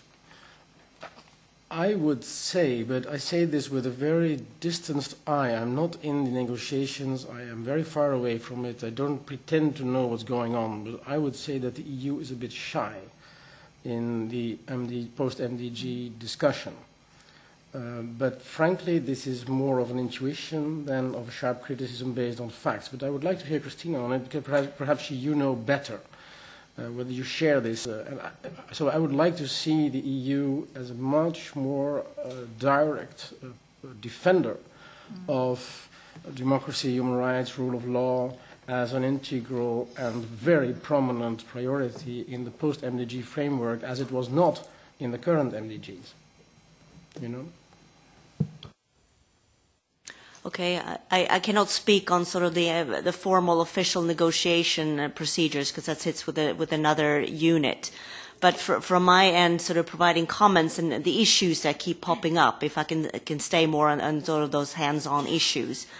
And maybe I was trying to allude to it when I sort of first the entry point. I think where the EU needs to be clearer and maybe sharper to address what Patrick and also James have alluded to is that there tends to be a clearer view in terms of your support for freedom of expression and internet freedom. There's clear political statements. We have the guidelines that are to be on freedom of expression that's going to be launched during the spring. And this, I don't think, is sort of just the Commission or the EU. I think this is a common issue. This is why I think it's more of a, James has highlighted, it's very complex material here. We're not just talking about an individual human right that we are protecting. We're also looking at institutions on the ground that are connected to a number of other issues. They're connected to legal issues, politics, but also business. We mentioned this whole idea of sort of the sustainability of the media. It's about governance, accountability, and it's a whole range of things. And that enters a little bit of a gray matter. And this is where we need to be much sharper in terms of daring to say how media development and press freedom can be placed in the negotiation table, not just sort of in that safe area of training of journalists. Because I think that is not just because it's supposedly easy to collect results here. It's also because it's sort of a little bit of an anxiety when it comes to the content side, huh? I mean, what James was alluded to, the corruption and sort of the bad speech, the Rwanda case. We shrug away a little bit from daring to take, so we stay in the area where we hopefully can train professionals to do good content. It's a safe area. But we will not be able to address the issues that is placed on the table unless we dare to move into that space.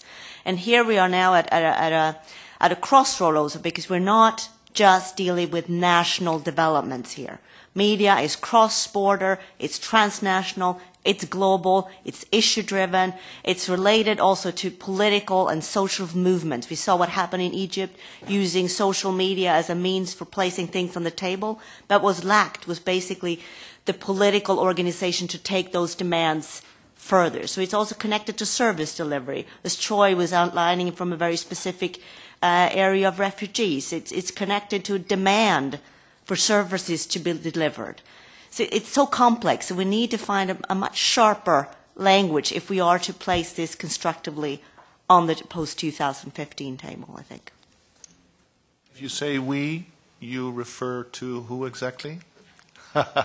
This is a process. I mean, you know how these are in terms of politics. It's about what kind of language we place into the documents in preparing for statements.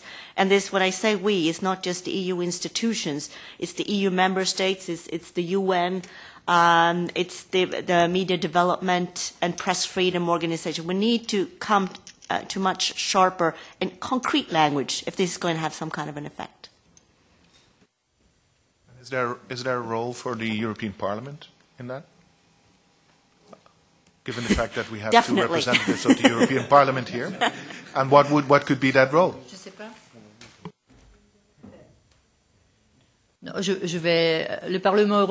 The European Parliament can, of course, do many things at this level, and they wanted to give me the floor because it is true that we are talking a lot about the training of journalists, the development of media, especially in developing countries, but it is also true that nothing has been done yet. I mean, we see what happened with member states such as Hungary, and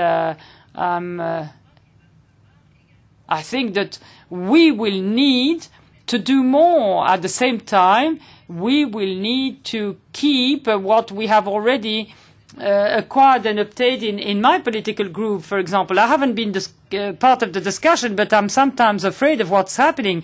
I mean, we see what's happening in developing countries, but what is happening today in Europe with the Eurosceptics becoming more and more influential? Well, I'm not a pessimistic person, but, you know, we have to be very cautious. I mean, we have to see and look into what happened in Hungary, for example. It's a pity for a member state. And so we have to pay attention to all the newcomers, the countries which have just entered the European Union. We will have to work a lot on this press freedom. Let's not focus only on developing countries, but let's look at what's happening here. I mean, we cannot lose our freedom of expression here in Europe, or everything is going to collapse, and I'm a little afraid of this. We have the lady over there and then the gentleman over there. Hello. My name is Bianca Baumla. I work for the European Endowment for Democracy. And I've previously worked for the EU in Syria and Ukraine, working on media issues. My question is rather, what can, James Dean, you mentioned that the EU is really a pioneer and pushing media to enter the agenda, but what can EU institutions not do, would be my question. What are the limitations? Where can non-governmental actors come in, and what can they not do? I mean, what they can do that the EU cannot do. Things that come to mind already are in terms of very small grants, very targeted, focusing on individual, focusing on non-registered organizations, for example, who cannot receive funds from the EU if they're not registered.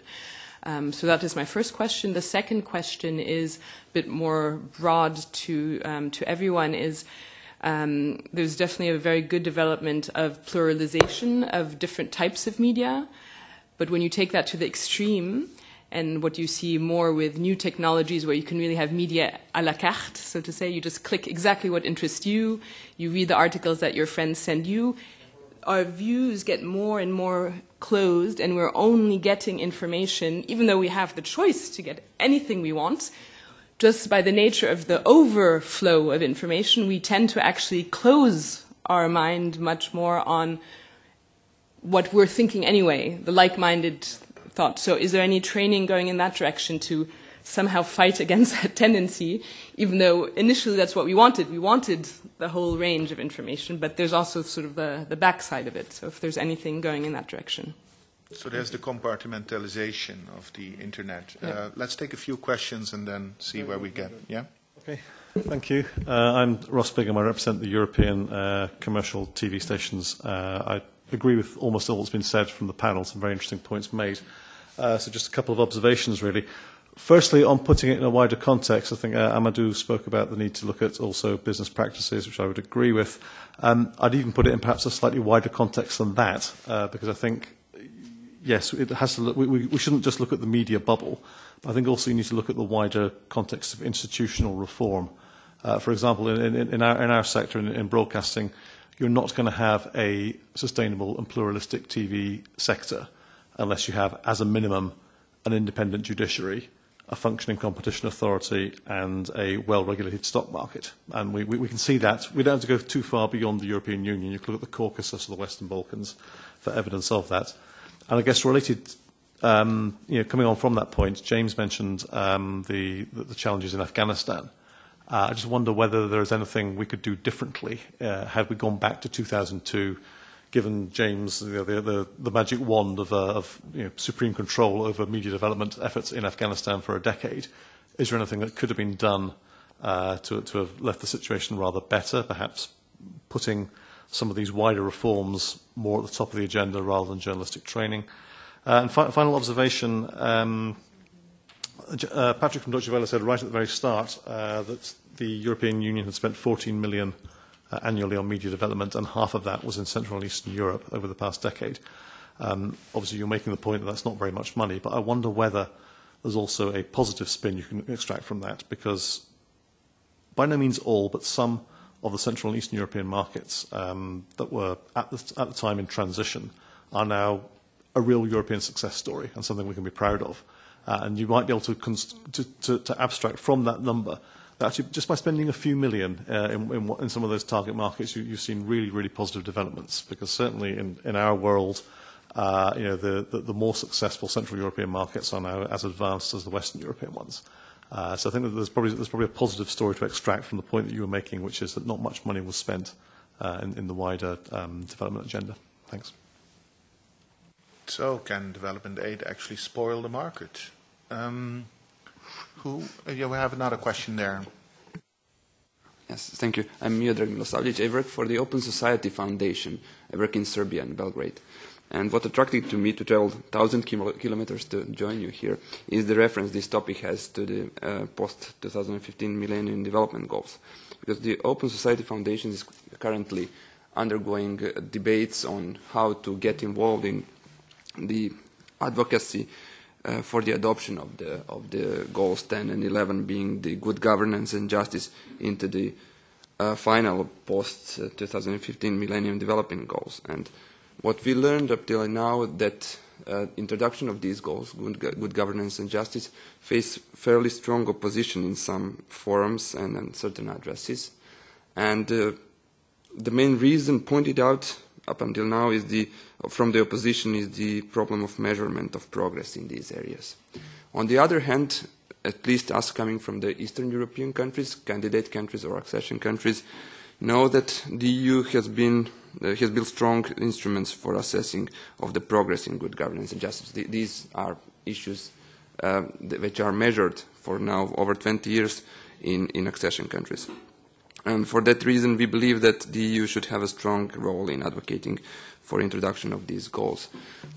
So, as I said, the Open Society Foundation is now organizing these debates, and towards the end of this week, my colleagues from around the globe will gather in New York to discuss how the Open Society Foundations will get involved and to discuss not only the funds which will be dedicated to that, but also the approach. So what would I like to take from this meeting and to share with my colleagues is how the organizations and institutions represented here, not only in the panel but in the audience, will get involved into advocacy for introducing MDGs and these goals 10 and 11. Do you have some exact agenda or some plans to get involved? I know a little bit about the involvement of Article 19. I've seen here in this paper distributed at the entrance. I've learned a lot from this discussion paper from the Deutsche Welle Akademie, but I would like to hear from the others if there is something undergoing. Thank you very much. Well, one of the main objectives of the Global Forum for Media Development is to make this a central issue in the coming years. But let's take the 3 points that are made. The compartmentalization that is taking place in the social fabric, as you will, probably as a result of some of the commercial ways in which the internet is being operated. Then the issue about how can we get a good balance between business and market opportunities and make sure that the enabling environment around that is in the right way and not just focus on the media beast itself. And how can we do more to get this media as a crucial element in the strategic development goals? I'm looking around the table. Patrick is interested. James is interested. What about you, Troy? Sure.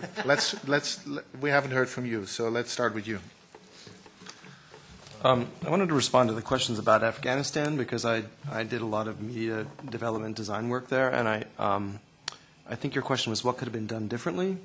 I think, I don't remember the exact numbers, but I know that in addition to support for media development, a lot of foreign, visiting governments, including visiting militaries, were investing massive amounts in strategic communications. So they would show up to a TV station and they'll say, "We'll buy all of your advertising space for the next 6 months." And so what it did is distort the market. It led to sort of media house growth decisions, which were unsustainable. In an already chaotic environment, in all the spectrum, in particular in Kabul, they're just massive, it's full with bad, poor quality transmitters. It's a bit of a chaotic place with a definite, outside of sort of the NATO forces, there were Iranian influence, particularly in local media, was quite high and sort of, and they apparently had a lot of journalists on the take, to kind of inform backwards just what was going on. I think that we could have invested less money in some way. I was sent there when I worked for USAID to spend $50 million in 1 year. And in the end, I spent 29. And granted, a lot of that, we needed infrastructure. Some places had no local media. So it was a lot of infrastructure, a lot of money also goes for security. But what remains, a friend of mine runs a radio network around the country, and he's got now his budgets are he can afford 1 guy per radio station. He's in 5 cities. But in general, in development in general in Afghanistan, we just poured money as though money would solve the problem. And I think that it's a lesson in having a longer view from the perspective of the sustainability of the media businesses. I think a lot of good training was done. I think a lot of minds were opened, but those people can't continue to go to work in that profession anymore. Patrick? Yeah. Thank you very much. What Mrs. Bäumler said, that is really the technical discussion, how the EU is funding things, and it's not really true that it's not possible with EU grants, for instance, to go to grassroots organizations and so on. But the EU has a system in place which puts them in a kind of dilemma to assure somehow funding and at the same time make it available for those who need it barely. And the way that the EU is going is that they try to get more and more international media organizations as a kind of, managing agencies in, which creates a lot of problems in the relation between the partners of us, for instance, the local partners, and our role and so on. And but this is another discussion, how the EU is trying to implement these kinds of things. But for sure, they try to get really the money as most impactful as possible. But what we need, I think, is also what other sectors have, actually, Concord, APLO, and others. We need a structured dialogue with the Commission about policy, but also about implementation, from the technical perspective, from the program making, and also from the policy. We don't have that. We asked the Commission to have that, and we are ready to fill in via the GFMD. It's extremely important. But it's not easy to organize, but there is a lack. Other sectors are a little bit more front up by, discussing also this kind of problems that then comes when once a decision is made that, yes, fine. And yes, thank you very much. As a journalist, you understand that I had a message by saying this with a figure. But at the same time, I really much agree with James, I think. It's about focus. I mean, we can have a discussion about impact of this money in Eastern Europe countries. I'm looking forward to that. When you see Serbia, for instance, even Serbia, the third program now that tries to get on ground the broadcasting law with all the difficulties, and let's see what's happening really with the free, independent media market in Serbia. But what is for sure is there is a big discussion about the economical foundations of a free and independent and pluralistic media sector. It's very the media as it is in Europe, in my country, in your country. I mean, there are a lot of conditions that have to be fulfilled. You cannot expect a TV station or 2 or 3 running in Cotonou by economical means. The market isn't there, the advertisers aren't there, it's bound to economical growth. Now you have some countries where you see that, India, Georgia, others, where you have an economical development. And now you have another problem. It's not leading to independent pluralistic media. Yes, you have different media, but you have not independent, you have not trustworthy media, because business interests come in, and something is financing it with some interests. How are you going to organize that you have transparency? Who is behind? Who's behind the news? So some of the emerging countries are not role models with their media markets for some of the developing countries. And this is in the organized media world. We have to deal with that because TV will remain a big business. It will produce news. It will produce information, and somebody needs to know if this is trustworthy or not. And you're not keeping away from that question by saying, well, if every youngster in Egypt has a mobile phone with a video camera in and has access to internet, well, great, that is replacing all the media because this guy is picturing what is around and then showing up. There's a huge problem in it. It's great that they have it. It's great that you have that level. But it is not keeping you away from building media systems that have another kind of mandate, another professional look on it, and you need to organize that from all levels. Politically, regulatory, from the performance of the sector, but also from the business thing. You need to organize that also from the business aspect. Thanks, Patrick. James, maybe you could respond to the question about Europeans' ability to leverage some of these things, which is, I think, an interesting avenue, and then we'll unfortunately have to round up. I know we're running out of time. Can I just say one thing on the EU side? Someone needs to give this debate a kick up the backside. Someone needs to give this debate a kick up the backside. I don't know if that translates, but the role of media when it comes to the post-2015 Sustainable Development Agenda is not going to be there. As things currently stand, there's no one championing it. There's some advocacy going on around it rather late in the day, but there isn't on the side of government, developing country governments, industrialized governments, EU, US, anywhere else, anyone really putting this on the agenda in a serious, considered way. And so it's not going to get there. This issue will be lost. Actually, the language in the UN High-Level Panel report is almost identical to the language actually in the Millennium Declaration. But it didn't, but no one paid any attention to that. It wasn't in the goals. Someone needs to make this a real issue. Otherwise, we'll get Afghanistan again and again and again. Thanks, James. So, Thijs, can I invite you to make your final remarks? For a group of journalists, you have been extremely silent and obedient. I find this very worrying. That is my first conclusion. I am not very confident on the future of the freedom of media with such silent audiences. That's the one thing. I think a lot have been said, and I've seen people typing at a devilish speed, and I don't think I need to give the real summary, but just 6 points. First, media support is essential from the public level, also within the post-MDG framework. And if you look at the report in 2013 of the task force, it's very worrying that the word democracy hardly exists in this report. It speaks about accountability.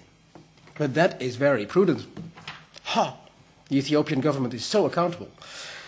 That is one thing. And I better like the word democracy than the word accountable, although they go together. Open democracies allow citizens to be both consumers and producers of information. This creates wealth and it creates self-realization, 2 values. Critical eye on the EU here is essential because the law is one thing and the reality needs to be checked, as you have very rightly said, Amadou. Social media, second, ensure that information flows anyhow. Yes, this is true, as you rightly said here just a few minutes ago. But it works for refugees very much. It is an essential part of their connection to their families, to their loved ones. But it's also essential, of course, for other citizens, for all of us. With the risk we only hear and read the like-minded, and I find this very true. Third, the information flow, look at it from the other side. On copper mining in Zambia, Amadou, Glencore is the big mining company extracting copper from there.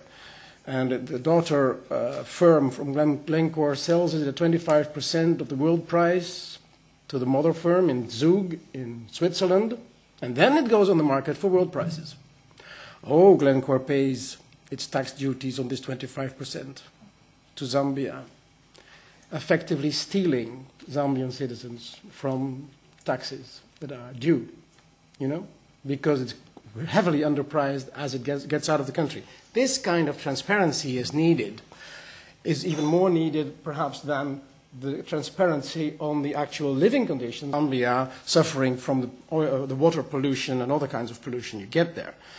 For this, the EU is also playing a role today with the transparency directive imposing on extractive industries to publish what they pay per country.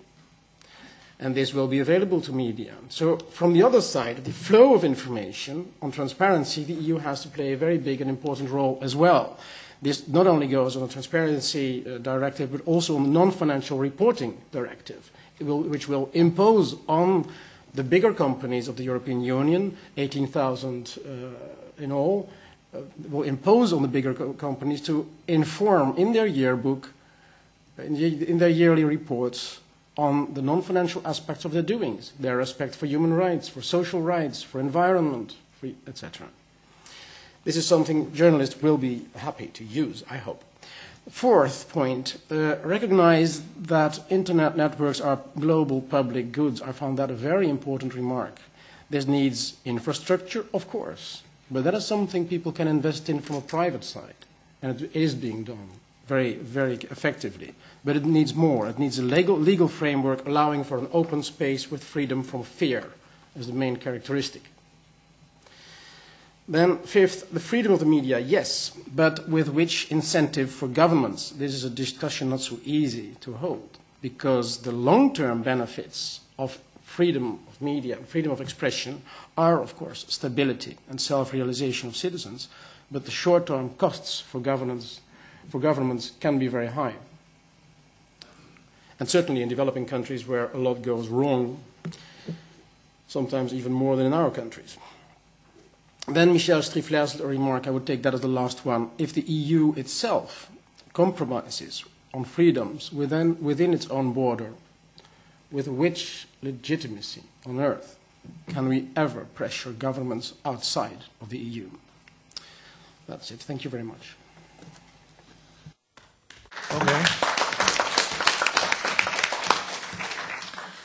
Thank you very much, Thijs, for these concluding remarks. I would like to thank all of you for attending this session. There's an opportunity to speak further outside this room. And looking forward to see you again. I would like to highlight you to the statement that the GFMD and Article 19 jointly made, which is currently supported by more than 200 international media groups worldwide in support of the recommendations of the high-level panel for the continuation of the Millennium Development Goals. There's a copy for you available. Can I please thank Madam STRIFFLER and Thijs Berman for your kind hosting of this event. Thank you very much.